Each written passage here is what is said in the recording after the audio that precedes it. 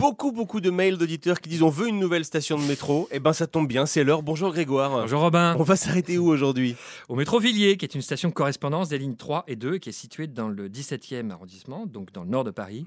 C'est une station qui est ancienne parce qu'elle a été ouverte en 1903. Ouais, j'étais très jeune à l'époque. Alors qu'est-ce qu'elle a de spécial cette station? Elle a un aspect un peu particulier.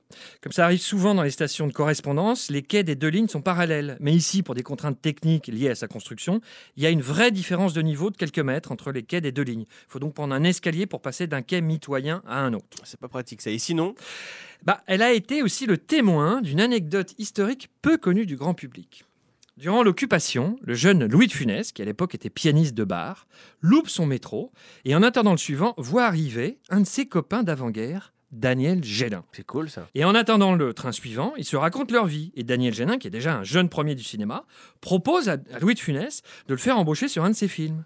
Et c'est donc grâce à un métro loupé à la station Villiers que la carrière d'acteur de Louis de Funès a démarré. C'est fou, il aurait eu son métro, on n'aurait peut-être jamais connu de Funès. Ouais. C'est génial comme anecdote.